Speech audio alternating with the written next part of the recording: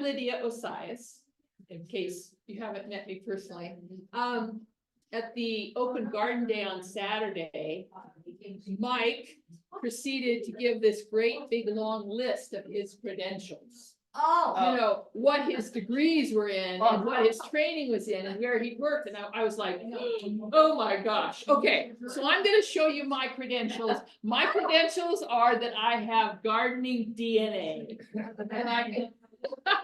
And this is my maternal grandmother. oh. Her thing was dahlias. And this picture was taken in the early 1980s, and these are her dish plate dahlias. And you can see she was really, really successful with dahlias. Where did Okay. you live?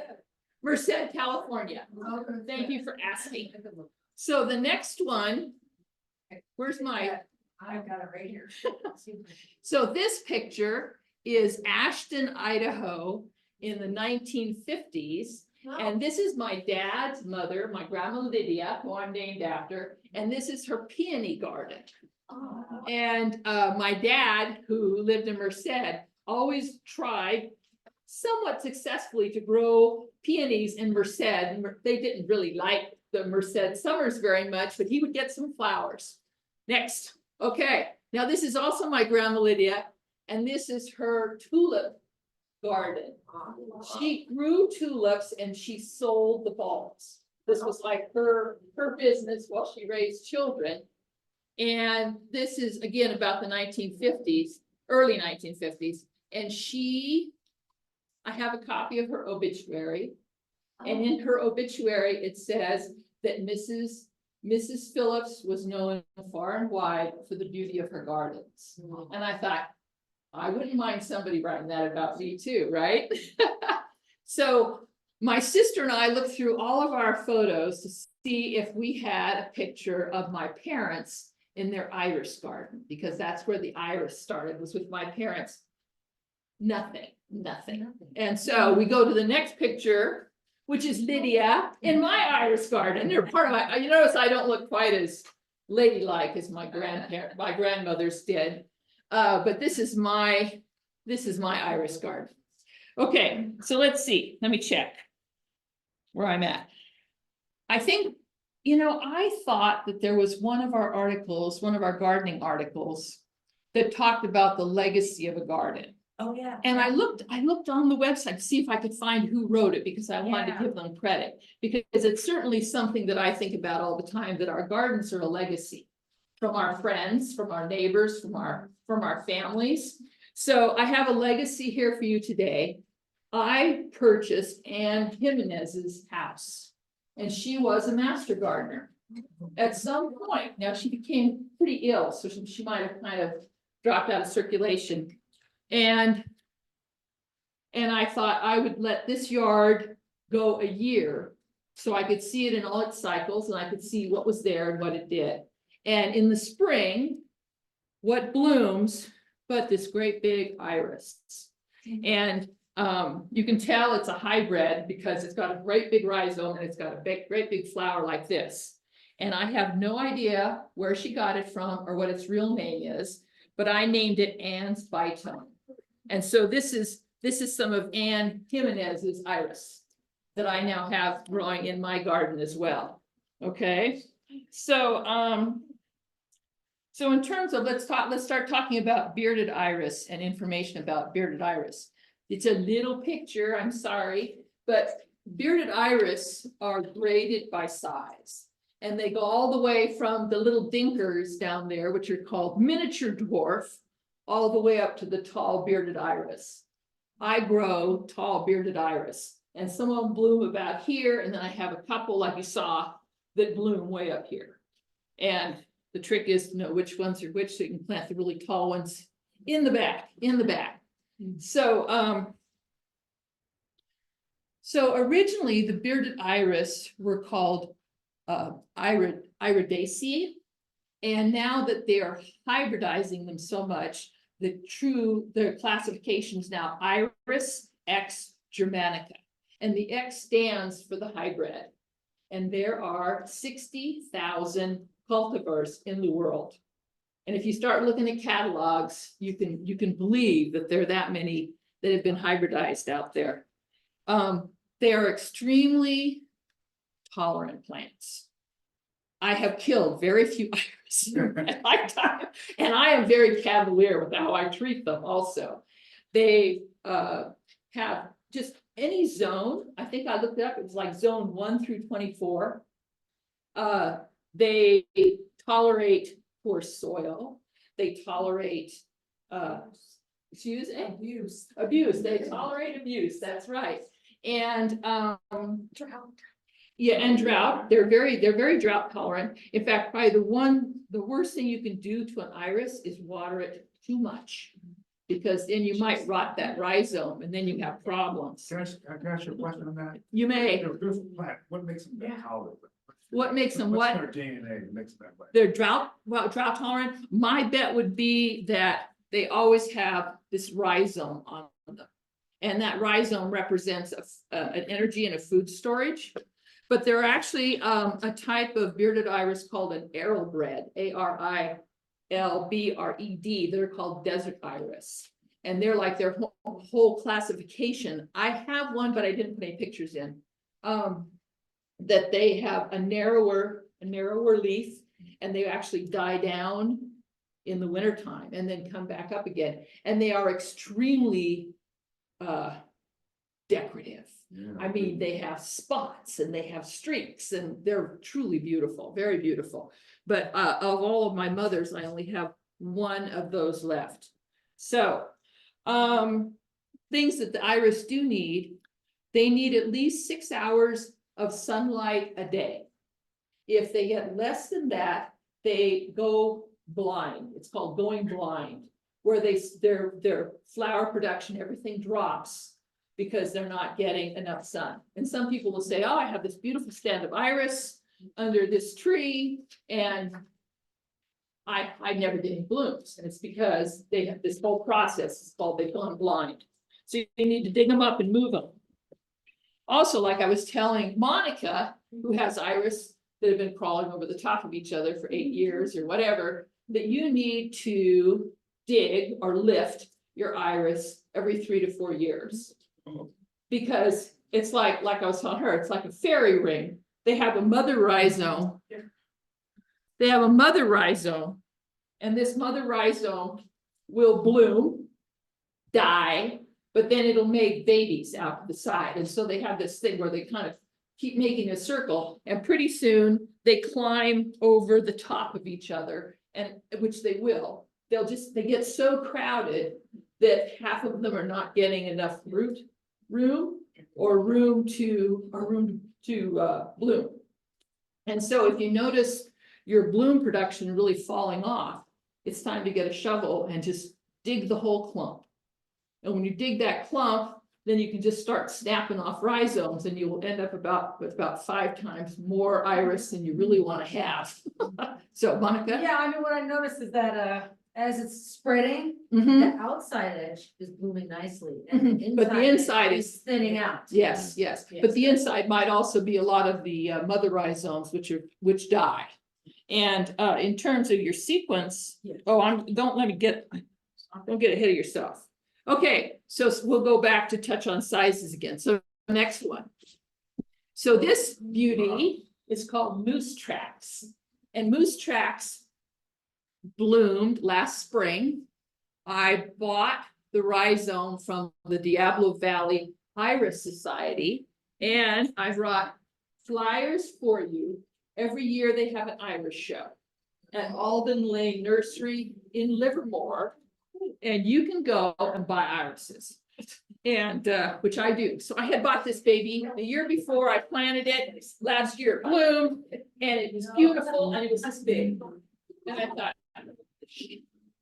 so I went to the Irish show, the Diablo Valley Irish show, and I was talking to the people, and I said, you know, my moose tracks bloomed and it's beautiful, but I must have done something awful to it, which I'm more than capable of doing something awful to a plant. Must have done something awful because it's this big. And they said, oh, the only thing you did wrong, Lydia, was you didn't read the label closely enough, because it's a dwarf.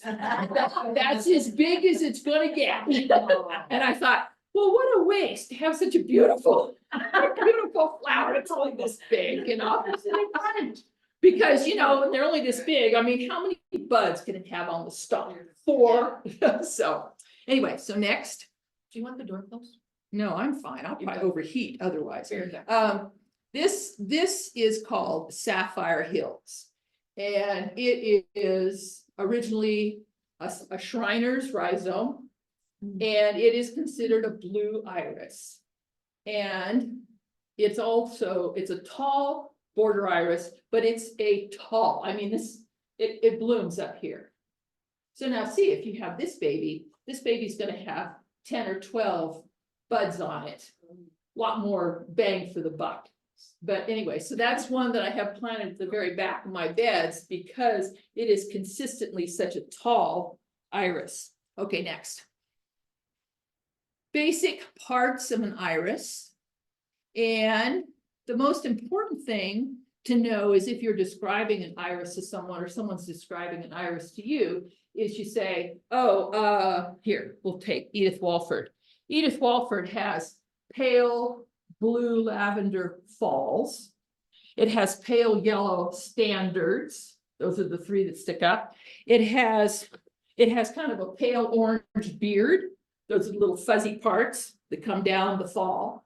And there are 3, everything's in 3s on iris. And inside the flower, there are 3 like tongues that kind of come up that are called style arms. And with the new hybrids, those can have really interesting colors also. So, and then everything else is pretty obvious, stalk, leaf, etc. And the thing is called a rhizome. If you talk to me about and call it anything else, I won't know what you're talking about because I'm really stuck on that word, rhizome. Okay. So, and then next slide is if you really want to know these things, where the ovary is, you know, the stigma, the antlers and all this stuff. And I have to tell you, I'm going to have to look inside my iris a little bit better this year because I never noticed any of this stuff. I just look in and all I see are if there are bees sleeping in there. And someone told me that they found out that when honeybees get old, they go off someplace to die because they don't want to die in the hive and make work for everybody. And so I figured these must be senior bees that are asleep in my flowers, which I just thought it was kind of cool that they decided to sleep there. That's sweet. Okay, next, let's see. Okay, let's see. I already talked to you about how to describe a bloom, but if any of you are interested, I do have a small version, you know, a print version of the sizes if you want to take a picture of that. And I also have like a page and a half of terminology, glossary from Shriners of how exactly they describe everything. You know, like I'd always called this one a bicolor, but it's actually a bitone. A bitone means that it's a flower that has 2 different shades of the same color. The Edith Walford is a bicolor. All right. And if it's the same, like this one, Lady Friend and Nubian Princess, that's called self, which means it's same color falls and standards. So if you really want to know, I didn't make copies of this, but if you really want to know it, you can take pictures for yourself. So in terms of planting iris, okay, what I do is I have mine in pretty big beds, like you saw the big bed, but I also have like retaining wall beds, which is where all my iris are going to end up as I get to the point where I don't bend over all the time. And what I do, because gophers absolutely love iris rhizomes. I mean, I have in Castro Valley, I stood in my kitchen window, looked out over my iris garden, and all of a sudden I'd see an iris go like this and just go into the ground. Yeah, that's when I started digging them up and putting them in pots because I knew I was going to move. Wait, didn't you just think they were poisonous to gophers? No, the bulbs are. The narcissus and the daffodils and all those, but no, not iris rhizomes. I thought that irises had orris in them, some kind of a chemical that you would use. in the rhizome. It might be the Because I histor- have irises and the gophers, do you have hybrids or historicals? hysterical ones, yeah. Yeah, because I've heard that the gophers don't mess with the historical. Oh, I see. Okay, Oh. but these No. sweeties are hybrids and they really taste good. So what you do is you scrape, Kathy? What kind of, your soil looks beautiful. Did you amend that, or is that your native soil? It's had topsoil and other stuff added to it, okay? So so it's not like the Sonora ground where you stick your weeder in, it goes down this far and you get a rock, whatever. Yeah. Yes, Oh, Val. I wanted to say something about orris root. They, there are certain irises that have more, or have the orris, like Mm. the orris root stuff. They're orris root iris. And I can't think of the name of them. Are they bearded? Are they bearded, Val? They're historicals, okay. One of So- them called orris root iris, Oh, you use okay. it as a scent fixative for potpourri. Oh, okay, well, I guess it kills, I used to do that. kills gophers. Yeah, I used to, yeah. I used to do Okay. this. I have some. So what I do when I plant my rhizomes, this is in all my iris beds, I scrape off about 3 inches or so of the topsoil. And then I lay a tray of the hard wire. Oh. You know, and you notice this thing is only 3 inches deep. I lay it down, I put my topsoil back in it, and then I plant my iris in it. And you know what? The iris are perfectly happy. All you have to do is protect the rhizome from the gophers. And the rhizome sits right on top. In fact, yeah, see, you can see the way you plant it. You plant a rhizome, so the top part of it shows like this. And as long as your rhizome's safe, the roots can go down through the hard cloth and the gopher piece many of those as they want. But I see the holes sometimes where the gopher will come overland. Which if I catch them, it's bad news, but they come overland and they'll get next to a rhizome, oh, yummy. And they start to dig a hole and they hit that hard wire and then they leave. You've ruined their. Or else something found them while they were on top, but they just go right back out again. The only, I have lost one iris in my wired bed.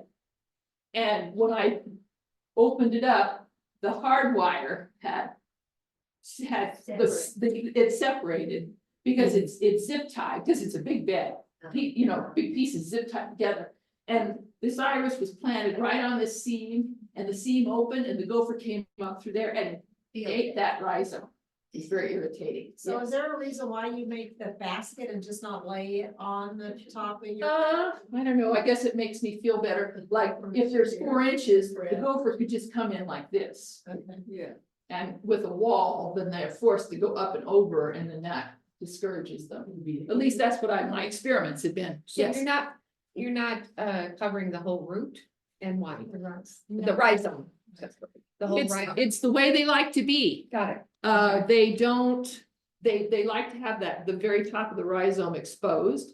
You can, now even mine in this weather, I still plant mine like that.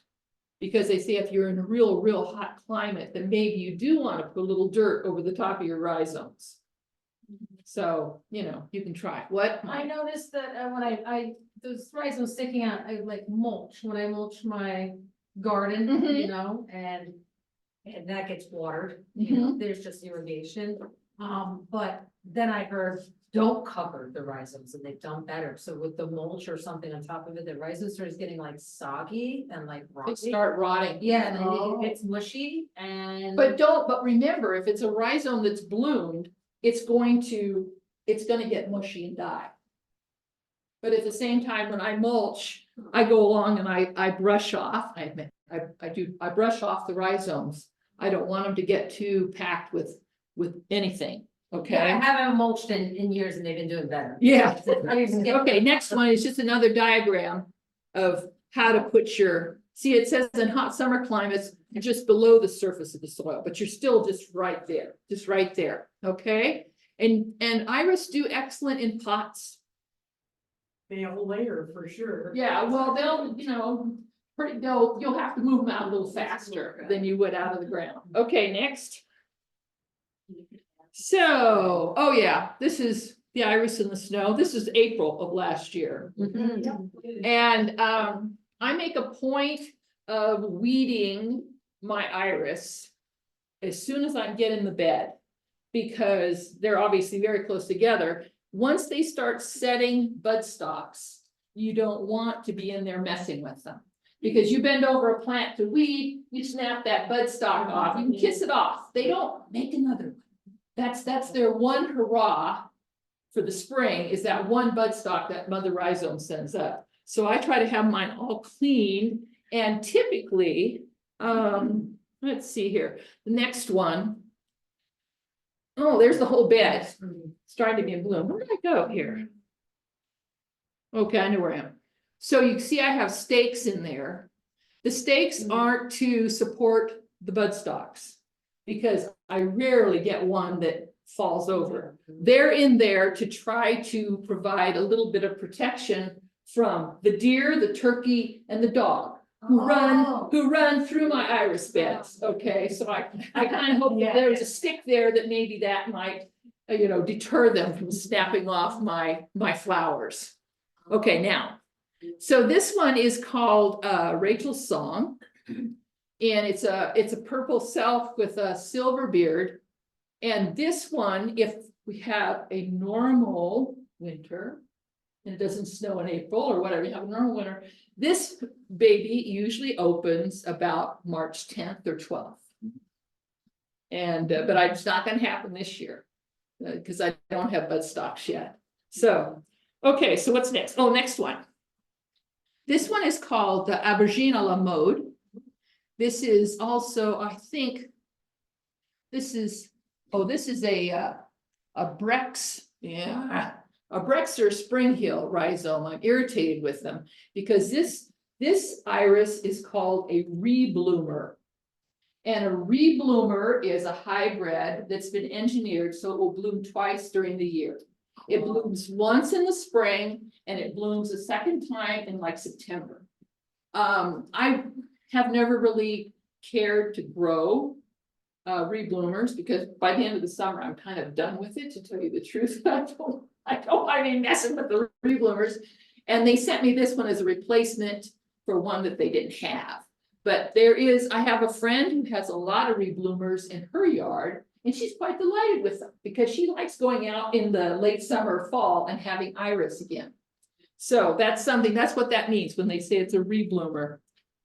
Okay, let's see. Okay, next. So this is the iris bed in the beginning of the bloom. And you see the real dark ones. That's the Nubian princess. This is considered a black iris. And it is really dark when it first opens and it starts bleaching out in the sun. So it's a deep purple, but it's a really beautiful iris. And then I'll show you some of the others. Go ahead. That's an Edith Walford. I have that up here for you. Which I always thought this was one of my favorite iris, but they're all my favorites. What can I say? Okay. And then, so that's a bicolor. So the next one is Lavender Ruffles, which is the same falls and standards. Very roughly pretty flower. The next one is a big shot of the Nubian princess, which is the black iris. And the next one is another bicolor, this is called Snow Mound. And then the Edith Walford's in the background. And then the next one, and I'll have these at the show, at the plant sale. This one's called Streetwalker. And this is one of the ones that looks so much like an orchid. I think it's so very pretty. And then the next one, this is called Thornbird. And if you can see the picture well enough, the beards on this one have what are called horns. The beards go out like this. Now, if they come to a point like this, they're horns. If they actually kind of have an open petal effect, a scoop to them, they're called spoons. I don't have any like that, but this is also an iris that was hybridized by Diablo Valley. But I saw it in the Shriners catalog last year. So Shriners picked up the patent on it. Okay. So, and one more. This is World News. So this is the bloom. So what do you do after that? Okay, this is an iris that has the spent flowers on it. I deadhead my iris. It's my morning ritual to go out and clean off all the spent blooms. What you want to be very, very careful of is that you break one off, you want to make sure if there's a secondary under there that you don't snap off the secondary also. Because you know, they'll be like this, there'll be the flower and there'll be a secondary. Do you cut them off or just? pull If them it's, off? if it's just the flower, You just- I'll just snap it off. But if I'm actually gonna cut part of the stem down to clean it up, then I cut them. Yeah. Okay, now if you don't take your dead blooms off, next, it will develop a seed pod. If it's been fertilized, it'll develop a seed pod, and that's what the seed pod looks like. And then when it gets golden and it pops open, you have seeds. Now, you don't know what they are because they're gonna be a cross of whatever iris you have in your bed, whereas a rhizome is a clone. You're gonna get exactly what the mother rhizome was. So you can take the seeds, plant them, it takes about 3 years for them to grow up to the point where they bloom. Do you ever do that? I never do that. No, are you kidding? There's so many beautiful iris out there to buy. Why would I want to grow some unknown seed, right? Okay. Well, all right, so let's see here. So you Okay. just pull them up, what do you do for that? You cut them? Oh, mine never get that far. Okay, Because that's not yours. Once, as it's blooming, you know, and the top of the stalk is spent, I cut it down. And when it's finally gotten to the point where the whole stalk is bloomed, I just cut it off real low. So my iris bed always looks pretty clean because of that. Charles? So that, wouldn't the seed be the ones in your garden? You know, you said it'd be something you wouldn't be aware of. The ones that. Oh, I wouldn't know which iris it crossed with. Oh, I see. I wouldn't know what the parentage, I would know one plant, but I wouldn't know the other plant. What? What those sleepy bees did. Yeah. Okay. Those senior They weren't bees, what do those sleeping the whole senior bees time. do? That's right. Right. Okay, so this is the garden in the summer. And let's see, Val was making the comment about how her iris garden gets so ratty in the summertime. Oh. And yeah, the tips of the leaves burn with the heat. And you know, I leave it like this. Now notice there's no spent flower stalks sticking up. They're all trimmed down. So at least that's clean. But my philosophy is that all that foliage shades the rhizomes. So I leave it in there. Now the little white things you're seeing in the front are my tags that I have, you know, garden stapled in, because once an iris blooms, you don't know what it is anymore. So they got tags on them so that I know when I dig them, I know what I'm getting. Okay, and then let's see, what's the next picture look like? Oh, more scraggly, more scraggly summer garden. Okay, next. And looking down on it, you know, the outer leaves of the fan are the ones that die off. These are the ones that die off, and it keeps making new ones up through the center of the fan. And you leave those on. I leave them all. Okay, but I think the next picture, oh, this is Lydia got over anxious. And in September, I trimmed, because I do a trim, clean and a trim. And I cleaned and I trimmed these iris in September, and then we had that real hot spell. And it just toasted, it didn't hurt the rhizomes, but it just toasted the top of the leaves. They looked bad. All right, next. Now that's what the garden looks like when it's trimmed. How tall are those that you leave? They say 6 inches, 6, 8, you know, depending on how tired I am bending over, trimming them, you know. That's like. They might get a little taller and taller. Okay, next. Now, this is This is Deal a- or no deal? deal or no deal. And see how it says DV? That means it comes from Diablo Valley. Now this one, the center kind of spot there is a rhizome that's bloomed and it will die. But these two new ones, new growth, the sides, those will be my flower sources this spring. And this one has been in, well, I probably had it in a pot for a year. And then moved it into the ground. So I run a nursery. When I buy these, I stick them in a pot and they stay in a pot for a while until I have the energy. Yeah, I had a lady tell me you need 5 leaves on the fan before they'll bloom. Have you discovered that or? I never looked, to tell you the truth.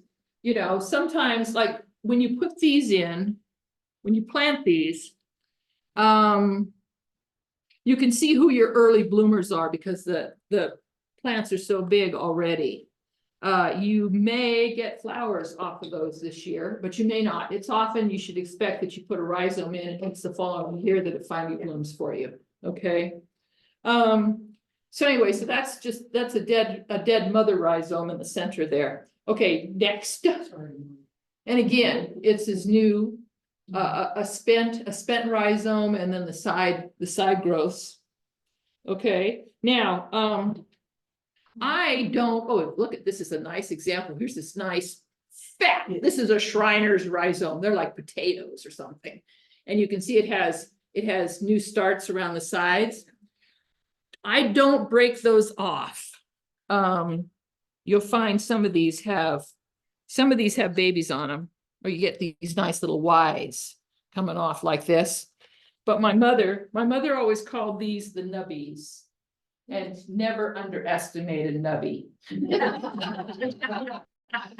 my father would get tired of putting them back in the ground and he'd throw them out on the creek bank on the green pile, and then there'd be iris. I had iris grow in my compost and in my, you know, so never underestimated nubby. If it's got some roots on it, you got a chance. Now, it might not bloom this year, but it will bloom eventually. You have to be patient. So, okay, so let's see what's next. All right. So this is my last slide. This is Shriner's, one of Shriner's new black iris, and it's called Dracula's Kiss. They have some of the best names. Oh, the don't they? names. I always Now try. you wanna, and see now this one has, if you look up on the shoulder of the falls, you'll see those kind of white streaks. That's called stippling. And if it's spots, it's placata, which is easy for me to remember because when you are married to a musician, a violinist, when they pluck the strings, that's called a pizzicata. So pizzicata and placata, you know, spots. So there you go. You know, no babies off of this one for another couple years. So up here for you, we have enough rhizomes for 2 rhizomes each. And then you can fight over the ones that are left. All right. I brought you flyers for the Diablo Valley Irish Show, which is much fun. What do you All I can say, It's if going to you've never be, been- If you've never been to Alden Lane Nursery, that's it's where a go great by yourself. nursery. The Irish Show this year is the 12th and 13th of April. Okay, and the other thing up here is a little list of places to see and buy iris. And all of these Shall we gardens. tell them Lydia sent us? Will we get a discount? Shriners, and all of these places do garden walks. Though I think Shriners is at the point now where you have to buy tickets, but can you imagine walking Shriners Gardens? Or even, there's another one in Kathy's Valley called Superstition Gardens. And they have arrowbreds that are magnificent, just magnificent. I used to get daylilies from them also, yes. Have you been to the Iris Farm in Loomis? No. It's a family owned, I just went, You know, it's really nice. Because I went to some place up on the hills years ago and I looked online and I couldn't figure out if that's what it was or not. But they're all over the place. But there's also a place on here that's in San Jose called Nola's Iris Garden. And the Diablo Valley people said that that's a beautiful, beautiful garden also. So anyway, so these are up here for you to help yourselves. Yes, yes. I was wondering, when did you cut those? I dug these a few days ago, and so they have calloused. Like they always, yeah, you know, they say, don't dig it, put it back in the ground, you know, you're supposed to put stuff over this, like. Somehow they survive me. I don't know how, but they do somehow. I like right now, spring is not the optimal time to dig your iris. You're supposed to dig them in the fall, but in the fall I'm tired or I'm doing shows or whatever. And so I dig them when I feel like it. If I find one in the garden someplace that I don't like where it is, I dig it up and I move it someplace else. Do you ever dig them up and replace them with a different one? That's what I did with these. Oh, okay. These were duplicate clumps in my garden, because my son loves Nubian princess. And he left the house he was in where he had them planted. He said, make sure you have some for me, Mom. Well, I've got more than I need. And so I just lifted entire clumps for these, and I will be putting new rhizomes into those open areas. Did you have a question? Yes, are any of these more gopher resistant than others? No. No. You better put these babies in a tray or a basket, or you'll lose them. Or a They're, pot. they're big yummies, or put them in pots, put them in Put 'em in pots, they do pots. really well in pots. Sal, How often do you water them in the summer? they say, some of the things I read said that you don't need, and I can't handle not watering them in the Yeah. summer, so I water them once a week. Wow. Yeah. And, How long do you water? Did you see that? Half hour? yeah, 30-40 minutes. That's on a big bed. Yeah. I probably get it down about this far. Good enough for the rhizome, so. Drip or sprinkle? What? Drip or sprinkle? Phone. The hose, you do that. I do it with the hose. Yeah, this iris bed is in one area where I don't have irrigation. Excuse me? Oh, boy, that's not fertilize. You fertilize in March and September. When you fertilize in March, use a low nitrogen. Because if you do an even number or a high nitrogen on them, they'll make leaves like crazy and they won't bloom. So go low, but then in the fall, you can do even numbers across. Okay, yes. Okay, well, I have irises that look nothing like yours, they look miserable. I mean, they're all brown, they're browning from, they have disease, they're browning from the tips and. The leaves are? They're all. Yeah, and they have. Did you trim them? I'm supposed to be doing it, yeah. You're supposed to do it in end of September, October. You trim your iris going into the winter. If you're gonna plant iris, you plant them 6 weeks before the first frost. Say it again. If you're gonna plant iris in the fall, you plant them 6 weeks before your first frost. And in the fall, after the worst of the heat's gone, end of September, early October is when you trim and clean your bed. You go through, you take off all the old ratty leaves on the outside of the fan, and you cut the rest of the fans down into a piece like this, like you saw that bed. And then they stay like that all winter, and then in the spring, they start growing new leaves, and it's all green. Okay, I did most of mine, but the ones in the backyard. Okay, and so, Were Yes. the other rhizome that perishes because, or it gets soggy? yes, So you said it kind of looked dead. Do you take that out at all? if I dig them, I take it out. If I'm not digging them, I just leave it in the ground. It doesn't hurt anything. So, but when you dig a clump, you're gonna find old dead rhizomes in there, and you just clean them out, okay? Anything else? Okay, I'll get out of the way.